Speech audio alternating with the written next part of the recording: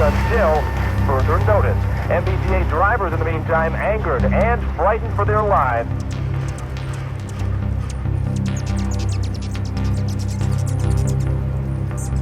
So the recent assault again.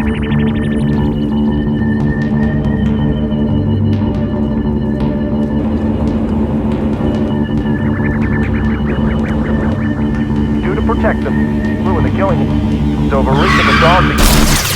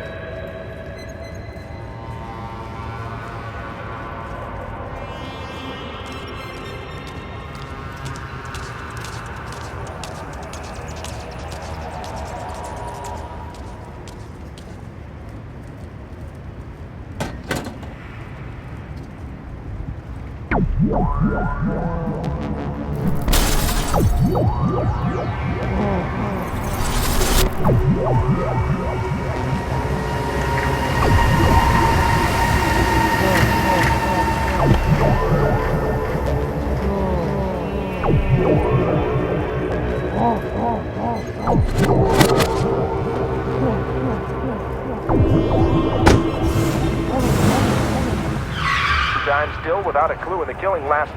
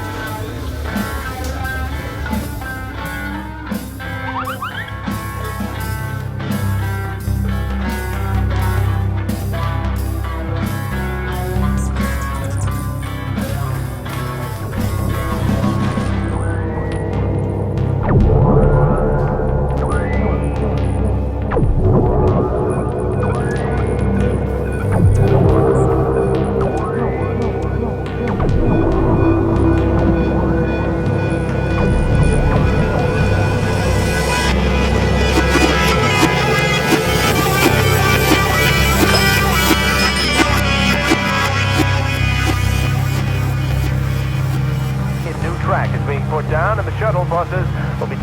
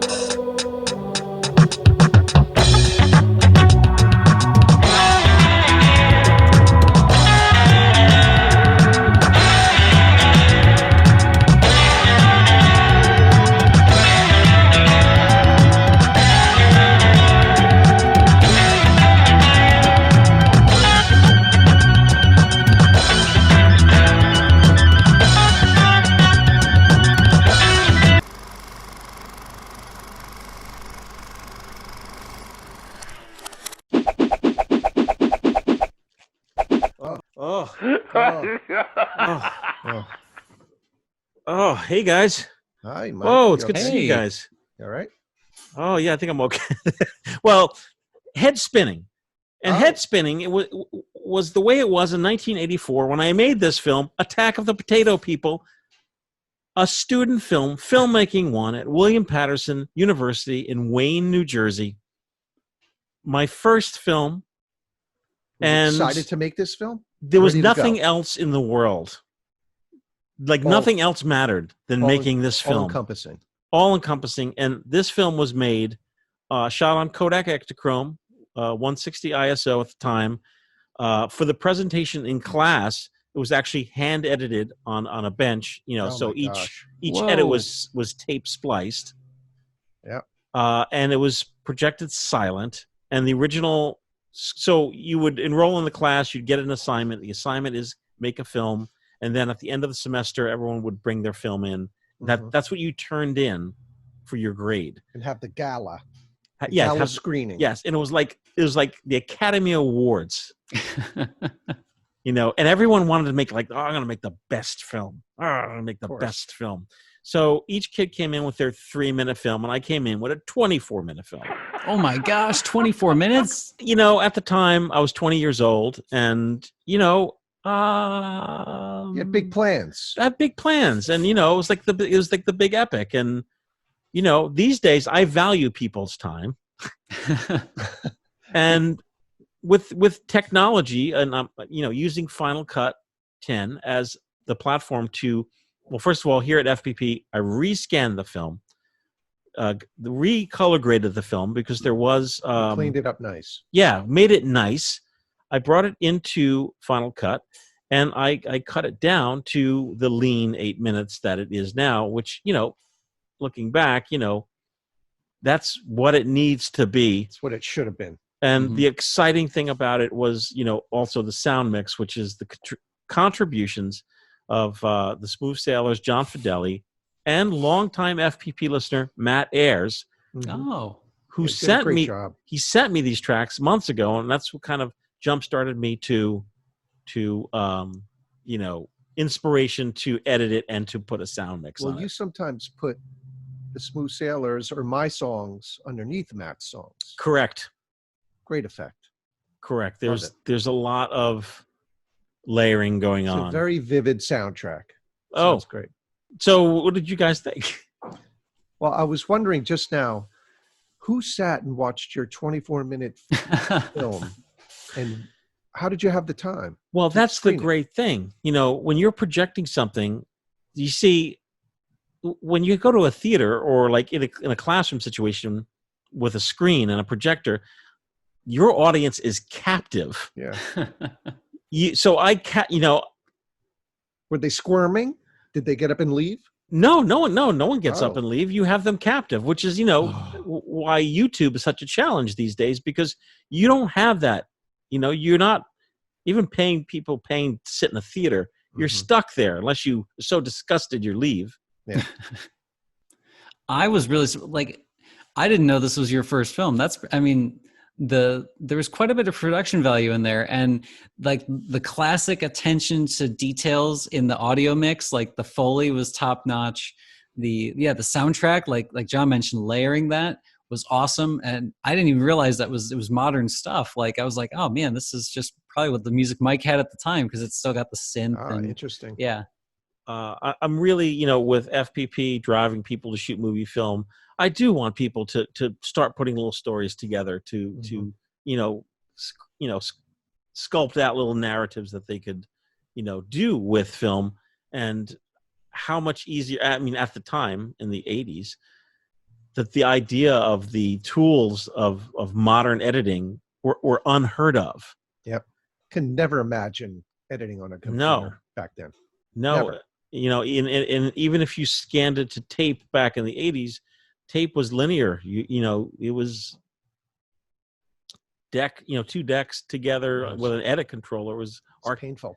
Expensive. Yeah. I don't think a soundless 24-minute version of this film would capture me like this version did. No. It wouldn't hit the same. With all your editing prowess. And also kudos, of course, to the cast. The the track man who's the Trackman's star. great. Mm-hmm. Awesome. My friend Tom, who's in the green coat. I love those looks. Lauren was Wall watching of, it with me. LPs. It's great. Yeah, she came in when we were watching that scene with the record shop, and she was like, "Did Mike shoot this recently?" And it's so interesting that like now is probably the best time to air it because how much of that 80s influence is back, and there are record shops like that again that have the It's wall. funny. So it was cool. Yeah. Yeah. And Matt, you mentioned offline that the masks that you recognized some? Oh yeah, the masks that tripped me out. And you know how like you see something, even if it's out of order, it's the first thing that comes to your mind. So as soon as I saw your film, I was like, oh, he's using the same mask that they used. There was a My Chemical Romance album back in the 2010s, I think. And they had a few music videos, and like the bad guy of this kind of theme was wearing those masks. And I'm like, oh, Mike stole that idea. And of course, these are also Jersey guys, but it was shot 25 years after your feature was shot. Right. Right. It was really interesting. Where'd you get the masks? Well, the peach leisure suit wearing monster, that was a Don Post mask from Spencer Gifts. Oh man, Spencer's. Yeah, Spencer Gifts, and from a mall that I bought. The main monster, the neon green coat, belonged to Tom. That's my friend Tom. That's his grandmother's coat from the 60s. Great. And the mask was his. Don't ask me where he got that from. You And remember at Spencer's Gifts, you used to buy this stuff called Head Rush? No. Remember that? It was in a bottle. You just snort it and it would give you a head rush. No, I don't know what it was. It was probably just glue or something. They did. Spencer Gifts did have a lot of They oddball stuff. Edible underwear and head rush. What else do you need for a Friday night? Exactly. So, well, thank you guys, and thanks folks out there listening for indulging me and checking out my worth the 8 minutes. My filmmaking one project, and of course, if you're glutton for punishment and you want more, leave some comments down below, or shoot us an email, podcast@filmphotographyproject.com. There's a few more in the can.